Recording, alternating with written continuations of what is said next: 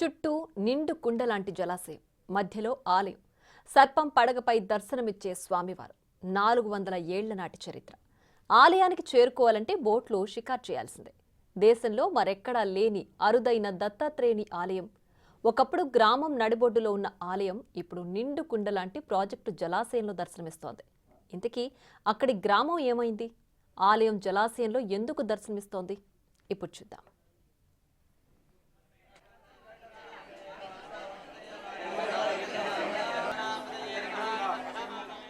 ఓవైపు ప్రకృతి రమణీయం, మరోవైపు ఆధ్యాత్మిక వాతావరణం. నిండు కుండలాంటి నీటి గర్భంలో దత్తాత్రేయుని ఆలయం. మరెక్కడ కాదు, తెలంగాణ రాష్ట్రంలోని రాజన్న సిరిసిల్ల జిల్లా బోయినపల్లి మండలం వరదవెల్లిలో ఉంది. ఇక్కడ కొలువైన దత్తాత్రేయ స్వామి ప్రత్యేకతలు ఎన్నో. కొండపై 400 ఏళ్ల క్రితం స్వయంభుగా వెలిశారు దత్తాత్రేయ స్వామి. ఈ ఆలయానికి ఎంతో చరిత్ర ఉంది. రాహు, కేతు, శని అవతారాల్లో స్వామివారు దర్శనమిస్తున్నారు. ఇలాంటి ఆలయాలు భారత్లో అరుదుగా ఉంటాయి. మరెక్కడా లేని విధంగా ఈ ఆలయంలో స్వామివారు నిద్రించి ఉండడం ఈ ఆలయ ప్రత్యేకత.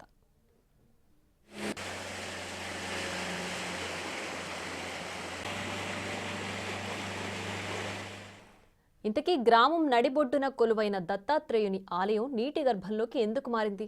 ఇక్కడి వరదవెల్లి గ్రామం ఏమైంది? కారణాలను ఇప్పుడు తెలుసుకుందాం. వరదవెల్లిలో అందరూ వ్యవసాయం చేసుకుని జీవిస్తున్నారు. స్థానికులతో పాటు ఇతర గ్రామస్తులు కూడా పెద్ద సంఖ్యలో వచ్చి స్వామివారిని దర్శించుకుంటున్నారు. అయితే ఈ గ్రామం మిడ్మానేరు కింద పూర్తిగా మునిగిపోయింది. గ్రామంతో పాటు భూములన్నీ ముంపుకు గురయ్యాయి. స్వామివారు కొండపై కొలువై ఉండడంతో ముంపు నుంచి బయటపడ్డారు. దీంతో ఇక్కడి గ్రామం కాలగర్భంలో కలిసిపోయింది. గ్రామస్తులు తీర ప్రాంతానికి చేరిపోయి ఆలయం నీటిలో మునిగిపోయింది. ఆలయం చుట్టూ నీరుండడంతో భక్తులు స్వామివారిని దర్శించుకోవడానికి బోట్ల సాయం తప్పనిసరిగా మారింది. అలా కాకుండా సాధారణంగా స్వామివారిని దర్శించుకోవాలంటే నీరు తగ్గినప్పుడు మాత్రమే సాధ్యపడుతుంది. ప్రస్తుతం ఆలయం చుట్టూ నీరు చేరుండడంతో భక్తులు ఆలయానికి చేరలేని పరిస్థితి నెలకొంది. ఈ నేపథ్యంలో ఇటీవల ప్రభుత్వం ఆలయానికి 3 బోట్లను ఏర్పాటు చేసింది. దీంతో బోట్ ద్వారా వెళ్లి స్వామివారిని దర్శించుకుంటున్నారు భక్తులు. కాస్త భయం అనిపిస్తున్నప్పటికీ స్వామి నామస్మరణతో బోట్లో ఆలయానికి చేరుకుని దర్శనం చేసుకుంటున్నారు. ప్రస్తుతం ఇక్కడ స్వామివారి జయంతి కార్యక్రమాలు జరుగుతున్నాయి. రాజన్న సిరిసిల్ల జిల్లా బోయినపల్లి మండలము వరదవెల్లి గ్రామంలో దత్తాత్రేయ జయంతి వచ్చిందంటే చాలా సందడిగా మారుతున్నది. ఒకప్పుడు ఇది ఏదైతే మనము ప్రయాణిస్తున్నటువంటి ఇదంతా కూడా మిడ్మానేరుకు సంబంధించినటువంటి విజువల్స్ ఇవన్నీ చూడొచ్చు. మిడ్మానేరు యొక్క విజువల్స్ ఇదంతా కూడా నిండుగా ఇటు జల సంచరించుకున్నటువంటి పరిస్థితి. మొత్తానికి దత్తాత్రేయ జయంతి అంటే ఈ మిడ్మానేరు నిర్మించకముందు వీళ్ళంతా కూడా ఇక్కడ వచ్చి దత్తాత్రేయ స్వామి యొక్క జయంతి లోపల పాల్గొనేటువంటి వారు. కానీ ఇప్పుడు ఎప్పుడైతే ఆ మిడ్మానేరు నిర్మించిన తర్వాత ఇదంతా కూడా మొత్తం కూడా ముంపు గ్రామాలు మొత్తం కూడా ఇవన్నీ ముంపుకు గురవుతున్నటువంటి పరిస్థితి. ఈ నేపథ్యం లోపల మిడ్మానేరు వాటరు ఎక్కువ ఫ్లోయింగ్ ఉన్నప్పుడు మాత్రము ఇక్కడ దత్తాత్రేయ స్వామి యొక్క దర్శనాలు నిలిపేసేటువంటి వారు. కానీ ఇప్పుడు ఏదైతే ఇటు ప్రభుత్వము దత్తాత్రేయ స్వామిని దర్శించుకోవడానికి ముఖ్యంగా ఇటు బోటు సౌకర్యాలను ఏర్పాటు చేయడం జరిగింది. ఈ బోటు ఇప్పుడు ఏదైతే ఇక్కడ ఉన్నటువంటి ప్రజలు అసౌకర్యానికి గురవుతున్నారని చెప్పి కరీంనగర్ ఎంపీ బండి సంజయ్ దృష్టికి తీసుకెళ్లడంతో స్పందించినటువంటి బండి సంజయ్ తన కోటా నుంచి ఇటు ఒక పడవను దత్తాత్రేయ ఆలయానికి విరాళంగా ఇచ్చినటువంటి పరిస్థితి. ఇంకా తెలంగాణ టూరిజము మరొక 4 పడవలను ఏర్పాటు చేసుకోవడంతో ఇప్పుడు దత్తాత్రేయ జయంతి వచ్చిందంటేనే మిడ్మానేరు సందడిగా మారుతున్నటువంటి పరిస్థితి కనబడుతుంది. ఇదంతా మనకు విజువల్స్లో చూడొచ్చు. ఇదంతా కూడా మిడ్మానేరు లోపల ఒకప్పుడు ముంపు గ్రామాలుగా ఉన్నటువంటి ప్రదేశము ఇప్పుడు ఇదంతా కూడా నీటితో కలకలలాడుతున్నటువంటి పరిస్థితి. దత్తాత్రేయ జయంతి 3 రోజుల పాటు జరిగేటువంటి వాటికి దాదాపుగా పెద్ద ఎత్తున కూడా 20,000 వరకు కూడా ఈ 3 రోజుల లోపల ఇక్కడికి వచ్చి దర్శించుకుంటుంటారు. ఇక్కడ నిష్ణాతులైన బోటు డ్రైవర్లతోని ఏర్పాటు చేయడం జరిగింది. సుశిక్షమైనటువంటి నైపుణ్యం ఉన్నటువంటి డ్రైవర్లను ఇక్కడ వాడుతున్నటువంటి పరిస్థితి కనబడుతుంది. ఎట్లా ఉంది అంటే ఇప్పుడు దత్తాత్రేయ జయంతితో పాటుగా మామూలుగా సమయం లోపల కూడా టూరిజం ఏర్పాటు చేసింది కదా, ఎంతమంది వస్తున్నారు ఇప్పుడు? ఇప్పుడు లాస్ట్ ఇయర్ వచ్చేసి ఒక 500 మందిని మేము పర్ డే తీసుకుపోయాం, గుట్టపైకి తీసుకుపోయింది. ఈసారి మాత్రం ప్రత్యేకంగా 3 బోట్లు అరేంజ్ చేసిండు పర్యాటక శాఖ ప్లస్ మరియు బండి సంజయ్ గారు ఇచ్చిన ఒక బోట్ ఉంది. టోటల్ ఇక్కడ 4 బోట్లు ఉన్నాయి. నిష్ణాతులైన మా టీం ఉంది, పర్యాటక శాఖ టీం ఉంది, ఇంకో ప్రైవేట్ ఆర్గనైజేషన్ రెస్క్యూ టీం ఇక్కడ ఉంది. అందరికీ ఎలాంటి ప్రమాదాలు జరగకుండా వాళ్ళ కోసం ఫుల్ సేఫ్టీ కొద్ది భక్తులని మాత్రం దర్శనానంతరం మళ్ళీ వాళ్ళ ఇంటికి వెళ్ళేందుకు క్షేమంగా వెళ్ళేందుకు అన్ని ప్రభుత్వ పరంగా అన్ని చర్యలు తీసుకుంటుంది ఇక్కడ. కాబట్టి ఇక్కడ భక్తులకు కూడా అన్ని సదుపాయాలన్నీ ఇక్కడ భోజన సదుపాయాలు ప్లస్ గుట్టపైకి వెళ్ళిన తర్వాత భక్తులకి ఉండడానికి నీడ కానీ అన్ని వాటర్ కానీ అన్ని ఫస్ట్ ఎయిడ్ కిట్ కానీ అంబులెన్స్లు కానీ అన్ని ప్రమాదానికి ఎలాంటి చోటు అనేది అవకాశం దొరకకుండా అన్ని ప్రభుత్వ పరంగా చేస్తున్నారు ఇక్కడ దేవస్థానం. ఖచ్చితంగా భక్తులు అందరినీ ఇట్లా లైవ్ జాకెట్ వేసుకున్న తర్వాతనే మీరు తీసుకువెళ్తున్నారా? పర్టికులర్గా ఏంటంటే లైఫ్ జాకెట్స్ అనేది బోట్ల కెపాసిటీ ఎంత ఉంటుందో దాని దగ్గర కంపల్సరీ లైఫ్ జాకెట్ ఉంటుంది. కంపల్సరీ వాళ్ళు కూడా అడిగి తీసుకోవాలి, వేసుకోవాలి. రెండోది అడిషనల్గా కూడా ఇంత రింగ్ ఉంటుంది, ఫస్ట్ ఎయిడ్ కిట్ ఉంటుంది, అడిషనల్గా లైఫ్ జాకెట్స్ కూడా ఉంటాయి.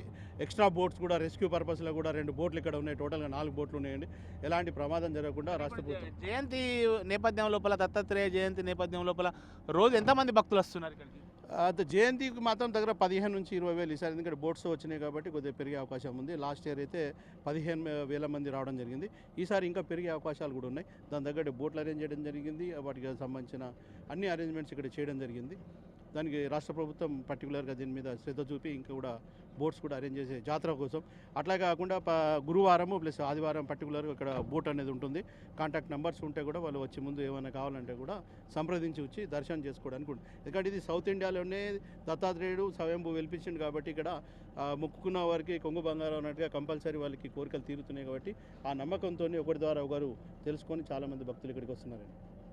ఇది మొత్తానికి అంటే స్వయంభూ ఆలయంగా ఏర్పాటైనటువంటి దత్తాత్రేయ ఆలయము దాదాపుగా 400 సంవత్సరాల క్రితమే ఇక్కడ ఏర్పడడం జరిగింది. అప్పుడు వరదవెల్లి గ్రామం అంతా సందడిగా మారినటువంటి పరిస్థితి. కానీ ఎప్పుడైతే మిడ్మానేరు నిర్మించిన తర్వాత మిడ్మానేరు ప్రాజెక్టులోకి నీళ్లు వచ్చినాయి అంటేనే మొత్తం దర్శనాలన్నీ కూడా ఆపేసేటువంటి పరిస్థితి. కానీ ఈ 2-3 నెలల నుంచి 2-3 సంవత్సరాల నుంచి దత్తాత్రేయ స్వామివారిని దర్శించుకోవడానికైతే ప్రభుత్వము అన్ని రకాల ఏర్పాట్లు చేసింది. ఇప్పుడు నూతనంగా ఏర్పడినటువంటి ప్రభుత్వంతో పాటుగా కరీంనగర్ ఎంపీ కేంద్ర హోంశాఖ సహాయ మంత్రి బండి సంజయ్ కూడా తన నిధుల నుంచి ఒక బోటు కూడా కేటాయించడం జరిగింది. మొత్తం 4 బోట్ల లోపల ఇటంతా అందరూ కూడా దత్తాత్రేయ స్వామిని దర్శించుకుంటున్నారు.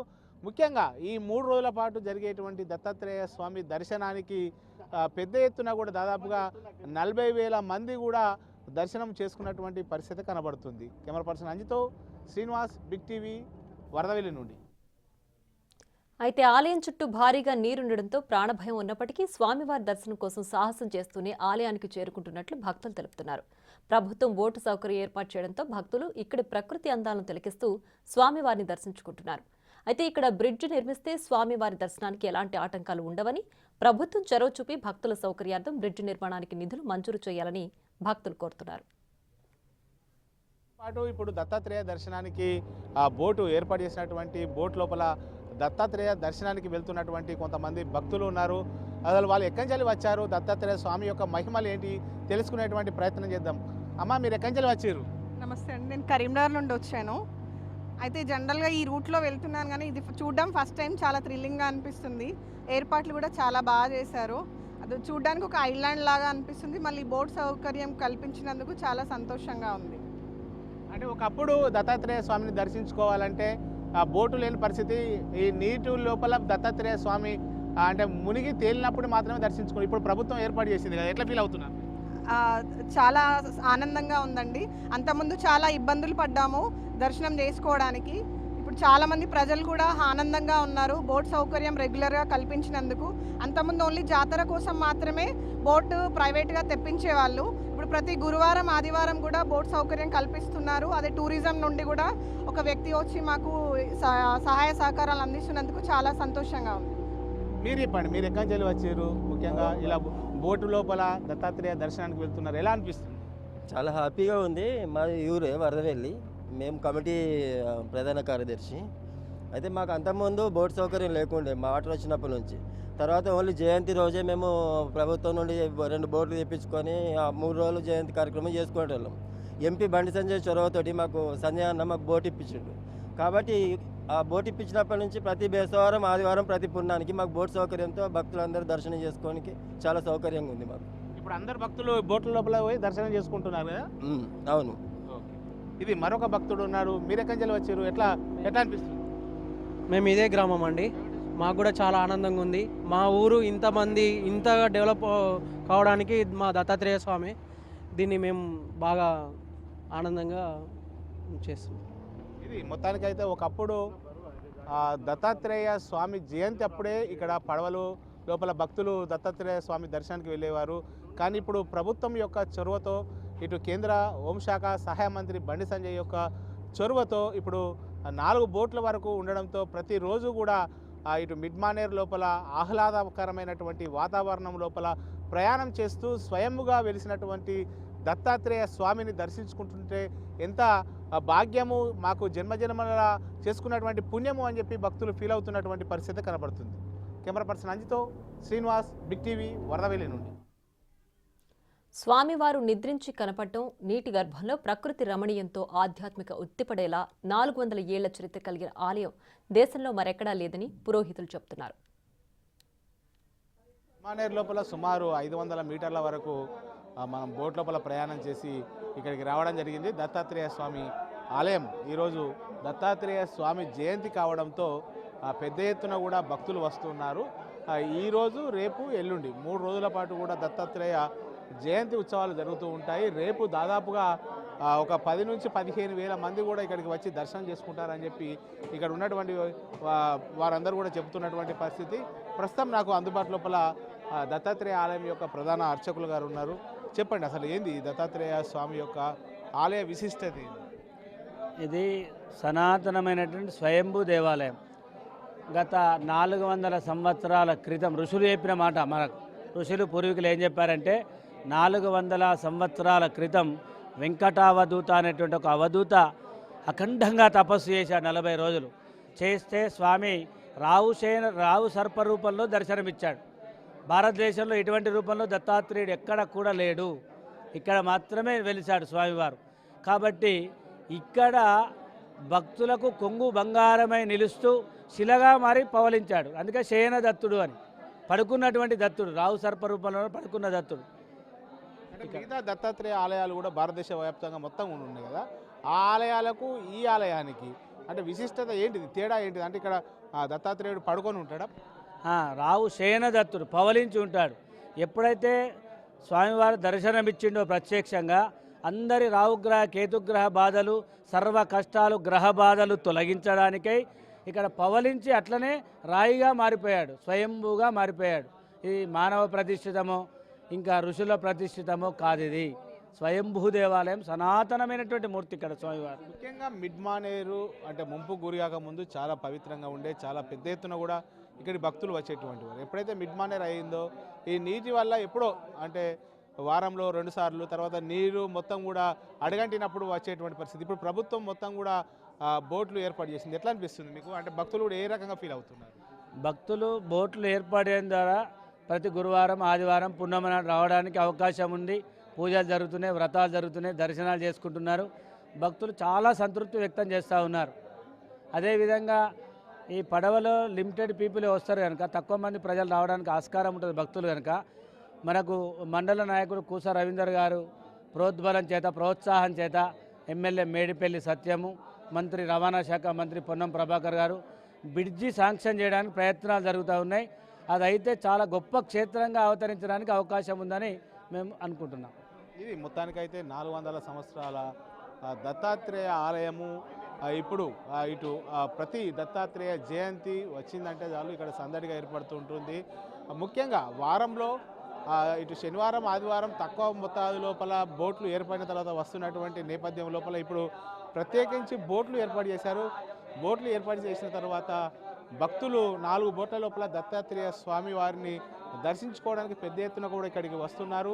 అదేవిధంగా ఇక్కడ వరదవెల్లి నుంచి ఈ దత్తాత్రేయ స్వామి ఆలయం వరకు కూడా ఒక 500 మీటర్ల వరకు కూడా వంతెన వేస్తే దత్తాత్రేయ స్వామి ఆలయము భారతదేశం లోపలనే ఒక అద్భుతమైనటువంటి క్షేత్రంగా విరజిల్లుతుందని చెప్పి అయితే చెప్తున్నటువంటి పరిస్థితి కనబడుతుంది.